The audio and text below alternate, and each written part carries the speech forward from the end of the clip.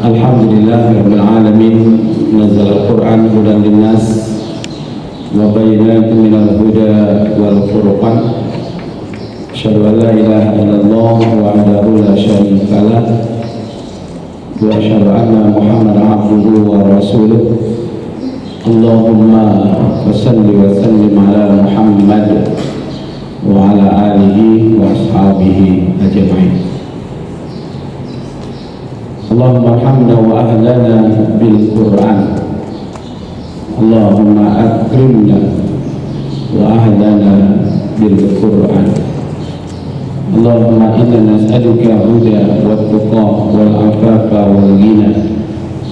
Allahumma inna nas'aluka ilman nafi'an wa rizqan thayyiban wa amalan mutaqabbalan. Ya muqallibal qulub, tsabbit qalbina ala dinika. Qala Allah Ta'ala fil Qur'anil Karim, a'udzu billahi minasy syaithanir rajim. Bismillahirrahmanirrahim. Fabima rahmatin minallahi linta lahum walau kunta fadhlan ghalimal qalb lam faddu min hawlik fa'fu anhum wastaghfir lahum wasyawirhum fil amri fa idza azamta fatawakkal 'ala Allah innallaha yuhibbul mutawakkilin. Shadaqallahul azim. Al-Quran surat Ali Imran atau surat yang ketiga ayat 159.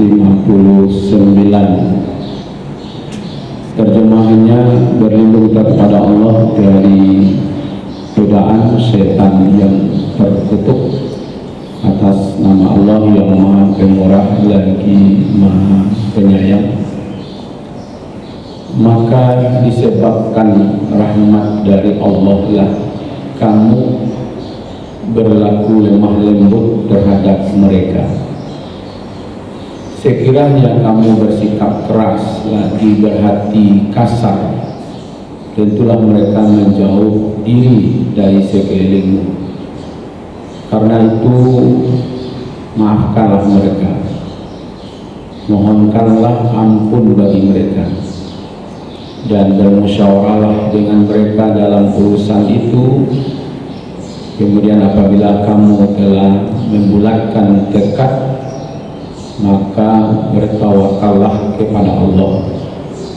Sesungguhnya Allah menyukai, mencintai orang-orang yang bertawakal kepadanya.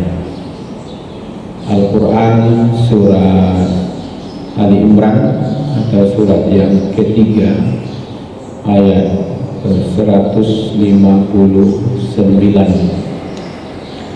Bapak Ibu yang kita hormati, kita muliakan, pagi ini kita bahas khusus surat Ali Imran, surat yang ketiga ayat 159.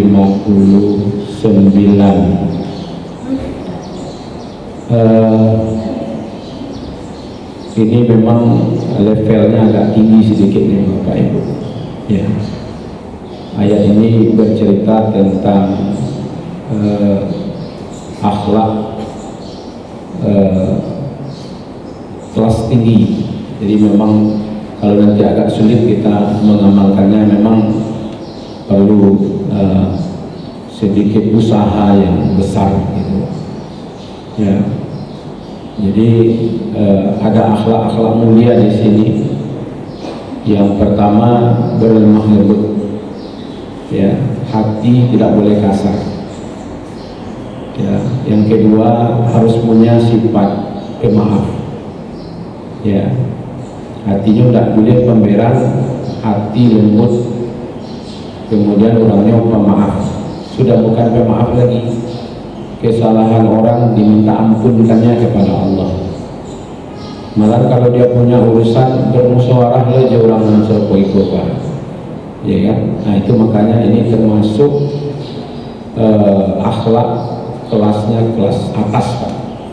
Nah mudah-mudahan kalau sudah dari wajah insya Allah ya wajah-wajah orang pemaaf saya sebelumnya Pak. Inilah wajah-wajah kalian lutan gitu ya. Ya sekurang-kurangnya wajah saya dulu gitu. Ya kan? Kita bisa paham ayat ini Bapak Ibu dibantu oleh ashabul nuzul. Ya sebab turunnya ayat ini dan di mana turun ayat ini sehingga kita bisa melihat bagaimana Allah, bagaimana Islam, Al-Quran mengajar pemimpin, mengajar umat berakhlak terhadap sesuatu peristiwa yang terjadi. Surat Ali Imran adalah pada umumnya turunnya di Madinah. Ya, jadi ayat ini sebenarnya turunnya di Madinah.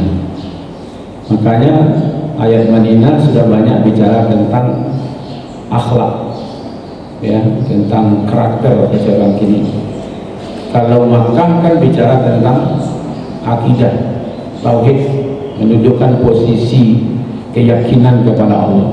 Kalau Madinah sudah bicara tentang bagaimana berakhlak, berkarakter. Nah, surat Ali Imran khususnya ayat 159 ini sebab turunnya setelah kekalahan perang Uhud. Ya. Jadi perang Uhud itu berada di Bukit Uhud. Bagi bapak-bapak, ibu-ibu yang sudah pernah pergi haji atau umroh itu selalu dibawa ke Bukit Uhud. Ya, hampir tidak ada yang tidak bawa ke Bukit Uhud, ya kan? Nah, saya menggambarkan sedikit. Ini Bukit Uhud itu warnanya agak sedikit kemerah-merahan. Yang Bukit Uhud itu ini Pak, ya, warnanya agak kemerahan. Yang tempat orang mendaki, yang mendaki ada sedikit agak tinggi sedikit itu. Nah, itu adalah Jabal Rumah namanya. Ya, itu bukit tempat orang memanah. Jadi ada yang dibagi pasukan itu, ada yang ikut dengan Rasulullah di bawah. Kemudian ditugaskan di Jabal Rumah ini pemanah. Ya kan? Nah, ketika itu Rasulullah kan berpesan, sebelum ada perintah turun, jangan turun. Ya kan? Itu perintah Rasulullah dalam strategi perang di Bukit Uhud.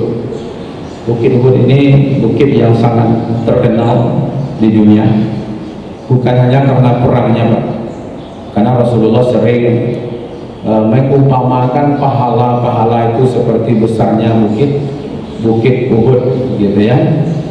Kalau ada orang yang datang melayat bertakziah, dia dapat pahala seperti satu kirat itu seperti satu Bukit Uhud. Bukit Uhud itu panjang, besar. Sepanjang ini sebenarnya Bukit Uhud. Jadi Bukit Uhud itu bukannya tempat yang dinaiki oleh jemaah haji dan umroh itu. Itu bukit dulu tempat memanah, ya kan? Nah, di sini Bapak Ibu, ketika perang Uhud ini, nah saya lihatkan sini. Ini yang Jabal Rumah tadi, ini Bukit Uhud. Nah, ini Rasulullah, ini campnya. Di sini orang-orang kafir, camp orang kafir. Di sini ada Ikrimah, ada Abu Sufyan, di sini nanti ada Khalid bin Walid. Jadi ini berhadapan. Ini pasukan Rasulullah di sini. Ada Zubair di sini, ada Musaib, ada Hubaib, di sini ada Rasul, di sini juga paman Rasul juga ada di sini. Pasukan ini. Nah, disinilah pemanah itu.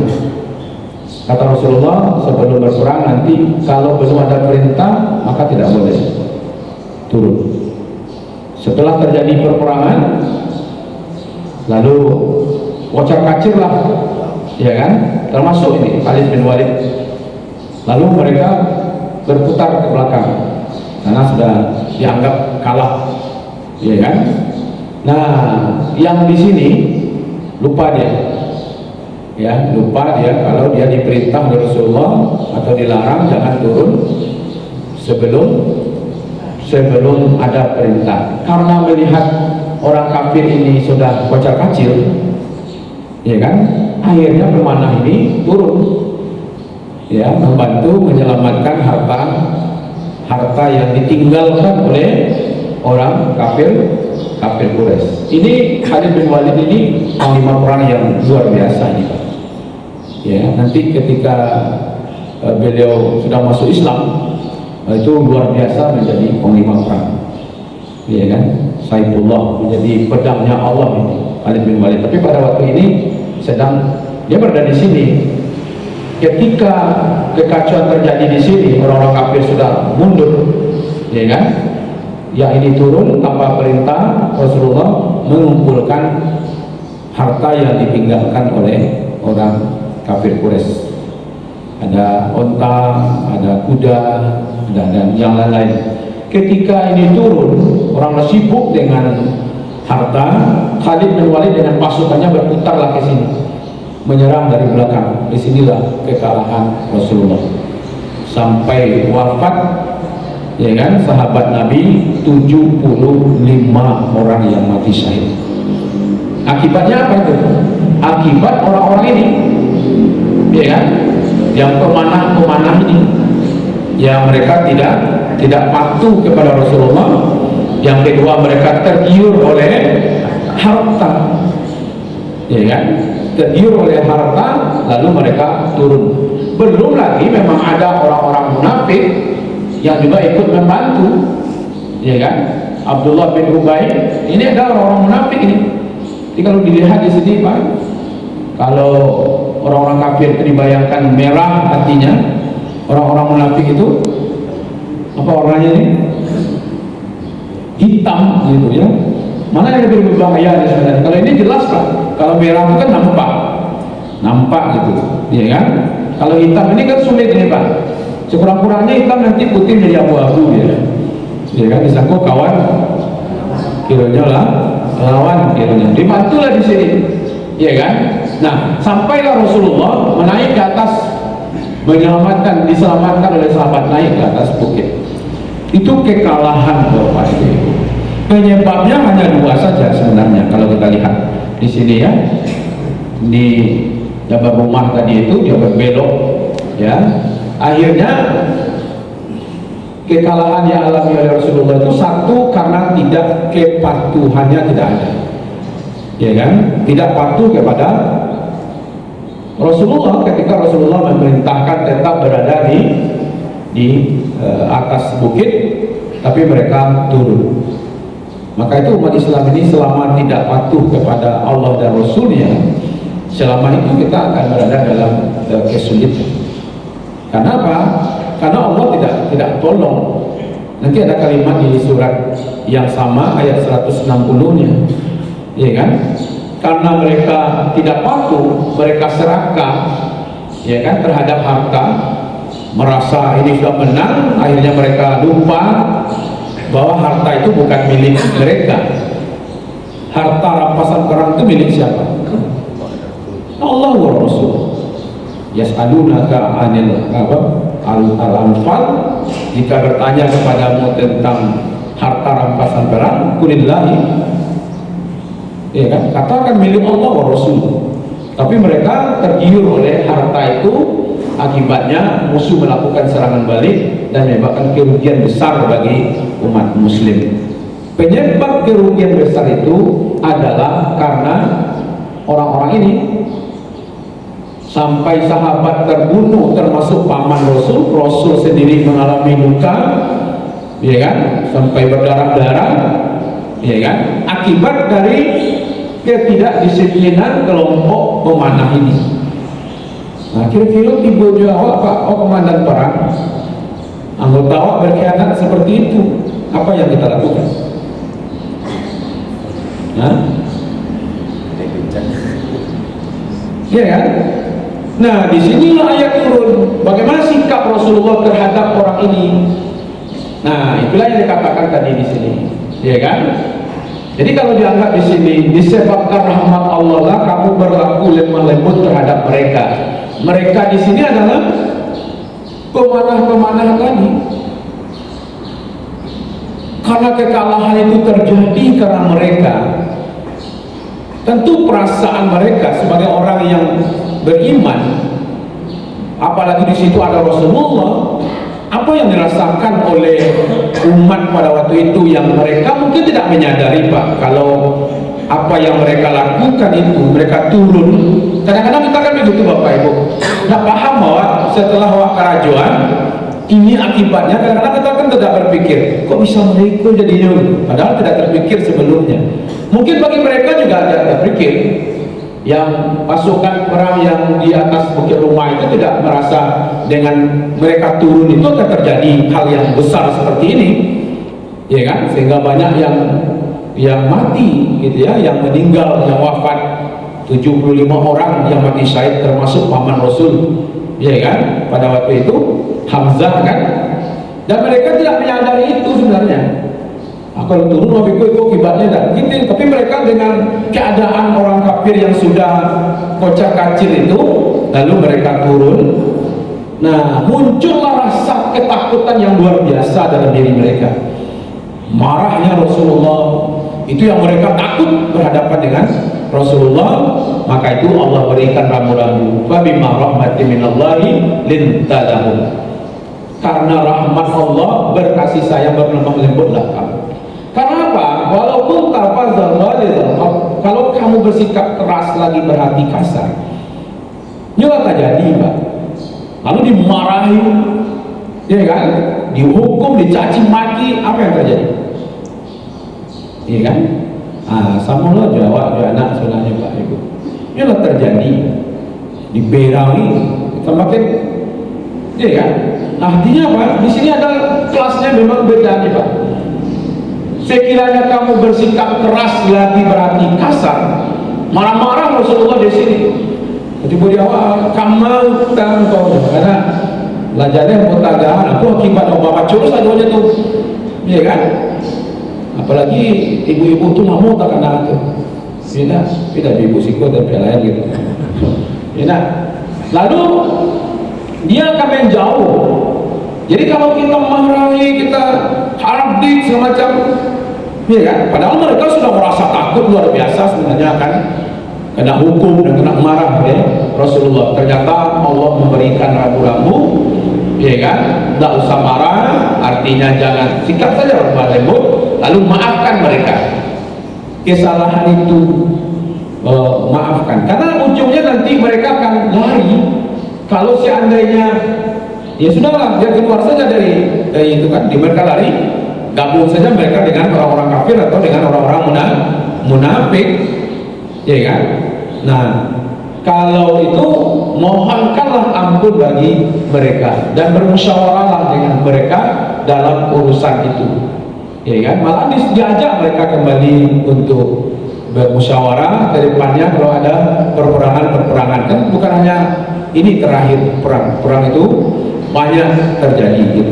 Nah, ini penyebab Bapak Ibu, sebab turunnya surat Ali Imran ayat 159.